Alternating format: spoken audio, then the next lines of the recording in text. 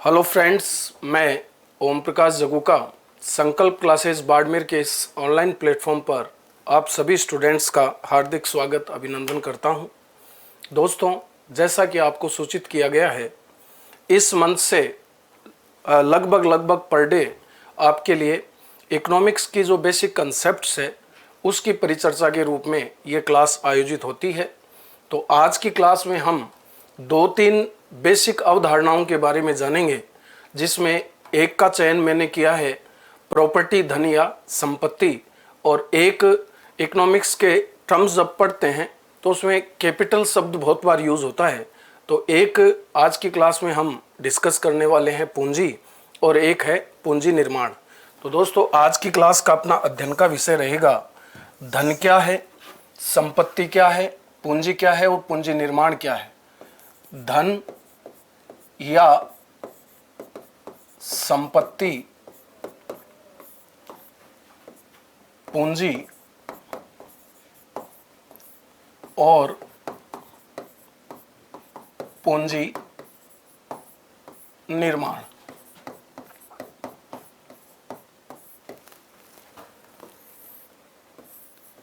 दोस्तों, जब तक ये बेसिक कंसेप्ट्स आपको क्लियर ना हो तब तक, जहाँ तक मैं समझता हूँ, इकोनॉमिक सब्जेक्ट पढ़ने में आपको इजीनेस नहीं होगा। तो आज की क्लास में सबसे पहले हम परिचर्चा करते हैं प्रॉपर्टी, धन या संपत्ति क्या होता है। दोस्तों, व्यक्ति अपने संपूर्ण जीवन काल में दो प्रकार की एक्टिविटीज़ में लिप्त होता है। एक तो अपने जीवन में वो खुद एक्टिविटी करके इनकम अर्जित करता है, जनरेट करता है, और हो सकता है उसको विरासत में या तो कर्जा मिले और या फिर विरासत में उसको धन लाभ हो। तो उन दोनों का संयुक्त रूप ही धन या संपत्ति होता है। जैसे पहले धन या संपत्ति की अगर बात करें तो व्यक्ति के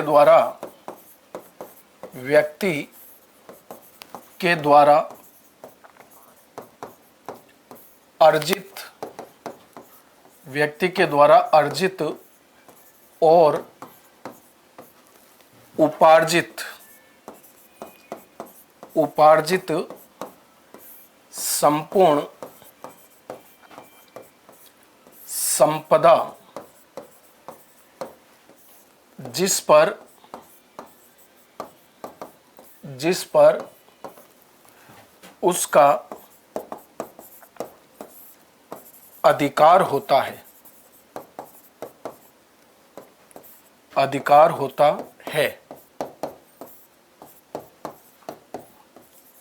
धन या संपत्ति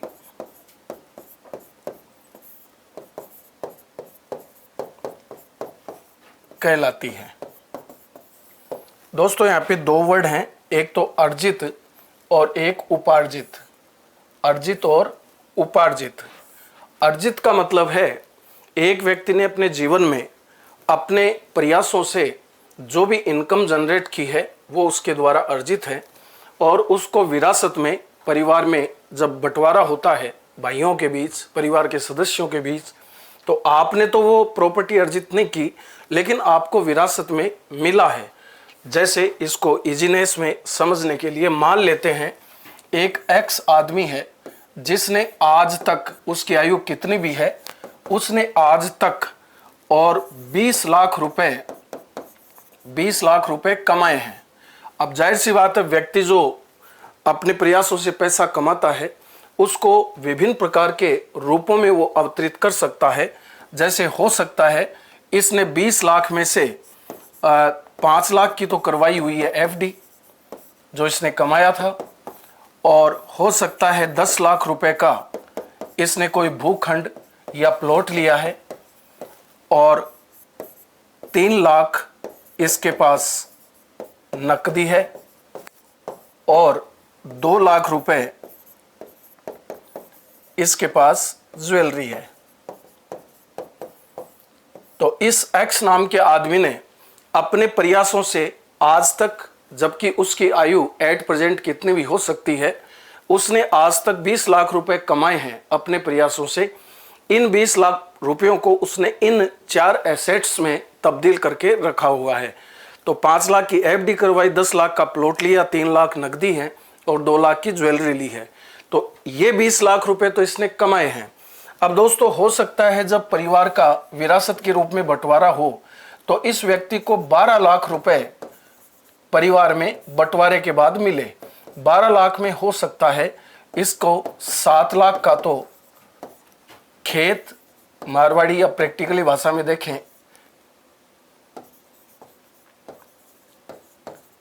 यानी परिवार के बंटवारे में इसको 7 लाख रुपए की वैल्यू का एक भूखंड जो कि एग्रीकल्चर भूखंड है वो मिला, और हो सकता है इसको 3 लाख रुपए नकदी मिली और 2 लाख रुपए की इसको विरासत से चली आ रही ज्वेलरी मिली।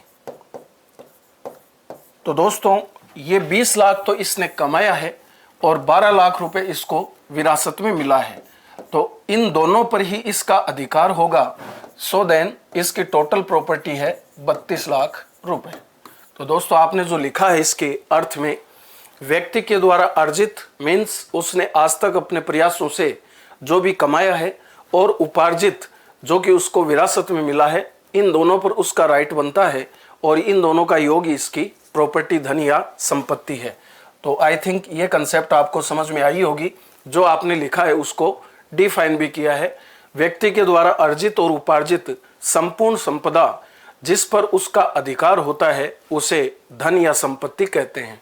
अब दोस्तों हम बात करते हैं पूंजी की। तो अभी आपने देखा 32 लाख रुपए इस व्यक्ति के पास टोटल प्रॉपर्टी है। अब जाहिर सी बात है, मानव का स्वभाव होता है वो अपने इनकम को और ज़्यादा प्रोडक्टिव या रीजनरेट करना चाहता है। तो हो सकता है ये व्यक्ति भी अपने 32 लाख रुपए को 35 में तब्दील करना चाहता हो। तो जाहिर सी बात है ये और ज़्यादा प्रोडक्टिव एक्टिविटीज़ में लिप्त होगा, यानी और ज़्यादा उत्पादन करेगा, निवेश करेगा, इन्वेस्ट करेगा। तो इस 32 लाख रुपए का वह भाग जिसको वह उत्पादन के लिए या नवीनता के सृजन के लिए यूज करता है उसको ही पूंजी कहते हैं। जैसे पूंजी कैपिटल या पूंजी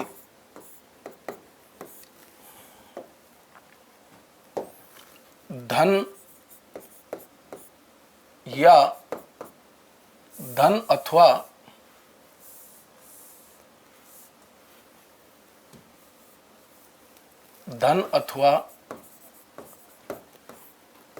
संपत्ति का वह भाग जिसे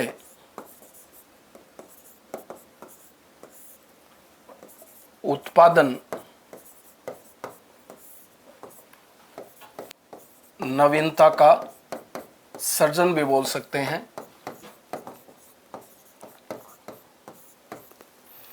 धन या संपत्ति का वह भाग जिसे उत्पादन के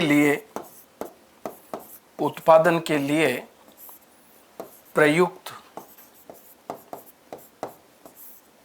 किया जाता है,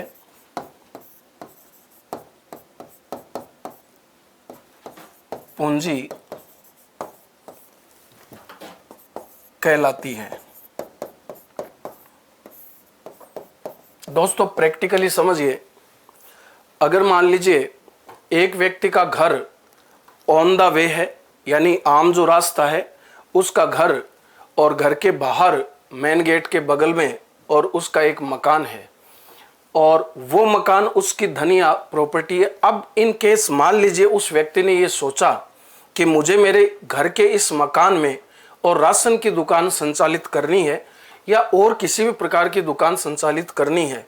अब अगर राशन की या और अन्य किसी प्रकार की दुकान के लिए अपने घर का वो मकान जो ऑन द वे है उसमें अगर वो दुकान ओपन करता है तो वो मकान उसकी पूंजी कहलाएगा।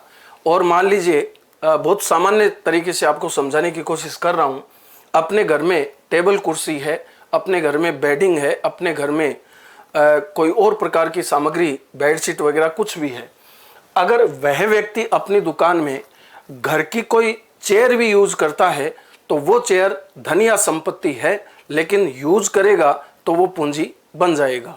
तो दोस्तों धन या संपत्ति का वह भाग जो कि चल भी हो सकती है और अचल भी हो सकती है। चल पूंजी का मतलब जिसको एक स्थान से दूसरे स्थान पर इजी गोइंग में ट्रांसफर किया जा सकता है, और अचल का मतलब जिसका एक स्थान से दूसरे स्थान में ट्रांसफर नहीं हो सकता।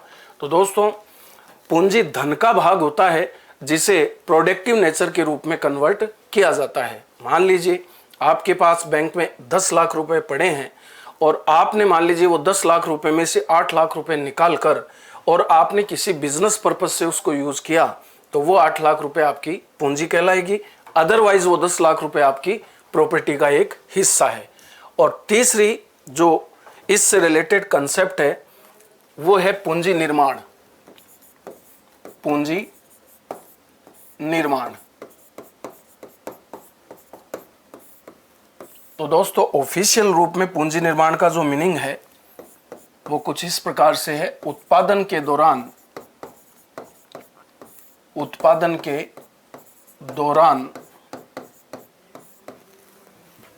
पूंजीगत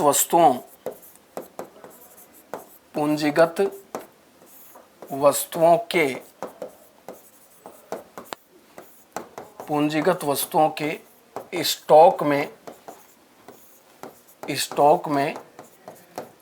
होने वाली वृद्धि को पूंजी निर्माण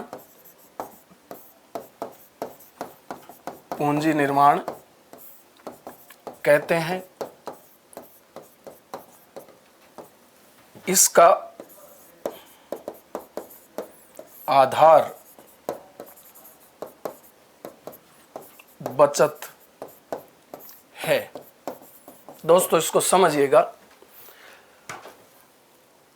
जैसे एक एक्स नाम का टेलर है, या इसको नाम दे देते हैं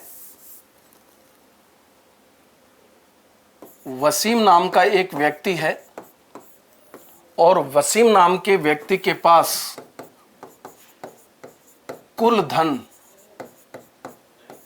वो है 50 लाख रुपए। अब इस वसीम ने अपने टोटल जो अमाउंट है, और ये अमाउंट किसी ना किसी रूप में हो सकता है इस वसीम के पास 15 लाख रुपए की तो एक दुकान है, और मान लेते हैं 35 लाख रुपए इसके पास नकदी है। अब वसीम अपने 50 लाख को 60 लाख में तब्दील करना चाहता है, तो इसे प्रोडक्टिव एक्टिविटीज में एक्टिव होना पड़ेगा, लिप्त होना पड़ेगा। अब वसीम ने अपने इस दुकान पर, और मान लीजिए टेलर की दुकान स्थापित करने की सोची, जो इसकी प्रॉपर्टी का भाग है। तो वसीम की टोटल प्रॉपर्टी तो है 50 लाख रुपए। अब वसीम ने इस 50 लाख रुपए में से 15 लाख रुपए की तो अपनी जो दुकान है उसको टेलर की दुकान के लिए यूज किया, और अन्यत्र खर्चों के लिए 35 में से और 5 लाख रुपए दुकान पर और लगाए। और मान लीजिए टेलर की दुकान शुरू करने से पूर्व तो 15 लाख की तो दुकान इसने यूज कर ली अपने बिजनेस में, और मान लीजिए इसने 5 लाख रुपए नकदी यूज किया, 5 लाख रुपए नकदी यूज किया। तो इस वसीम की टोटल प्रॉपर्टी 50 लाख रुपए थी, और इसने 20 लाख रुपए बिजनेस पर्पज से इस 50 लाख से यूज किया, तो ये 20 लाख रुपए कहलाएगा पूंजी। अब मान लेते हैं इस वसीम ने अपनी दुकान शुरू करने के लिए और 3 सिलाई मशीन से काम करना शुरू किया। हो सकता है इसने जब काम करना शुरू किया सिलाई का, तो जनता को इसके द्वारा सिले हुए वस्त्र पसंद आए, तो जाहिर सी बात है यह क्या करेगा, अपनी इसी दुकान में, और ये मैं पहले भी आपको इंट्रोड्यूस करवा चुका, इकोनॉमिक्स में कोई भी डिसीजन टाइम के आधार पर लिया जाता है, और टाइम होते हैं 2 प्रकार के, अल्पकाल और दीर्घकाल। अगर अल्पकाल यानी 12 महीने की अवधि तक इसके द्वारा सिले हुए वस्त्रों की डिमांड बढ़ती है, तो यह अपनी इसी दुकान में मान लीजिए 3 सिलाई मशीन और रखकर एडजस्ट करेगा, और 3 कारीगरों को बढ़ाकर बढ़े हुए कार्य को पूरा करने की कोशिश करेगा। लेकिन अगर इसका वर्कलोड लॉन्ग पीरियड तक इंक्रीज होता है, बढ़ता है, तो हो सकता है ये कोई दूसरी दुकान भी परचेज करे और उस पर काम करना शुरू करे। अब इसके द्वारा बढ़ा हुआ वर्क देखते हुए इसने 3 मशीन और स्थापित करने की सोची। तो पहले 3 मशीन बनाई गई, अब इसको 3 सिलाई मशीन की और जरूरत है। तो जो कंपनी सिलाई मशीन बनाती है उसको भी 3 मशीन और बनानी पड़ेगी। तो पहले तो सिलाई मशीन का स्टॉक था 3 मशीन और अब स्टॉक हो गया 6 मशीन। तो 3 सिलाई मशीन का और बनना वो पूंजी निर्माण कहलाता है, क्योंकि वसीम ने 3 सिलाई मशीन की मांग और की, तो इसने मांग की तो बनाने वाले को 3 सिलाई मशीन और बनानी पड़ेगी। तो स्टॉक 3 से बढ़कर हो जाएगा 6 का, और ये 3 मशीन बनना ही पूंजी निर्माण कहलाता है। तो दोस्तों, ये बहुत छोटी छोटी अवधारणाएं थी। उम्मीद करता हूँ आपको ये तीनों कंसेप्ट समझ में आई होंगी। तो आज की क्लास में बस इतना ही। कल हम एक नए टॉपिक, नई अवधारणा के साथ आपसे जुड़ेंगे। तो कल की क्लास के इंतज़ार तक आज का दिन आपके लिए मंगलमय हो, ऐसी शुभकामनाओं के साथ। Have a nice day. Thank you.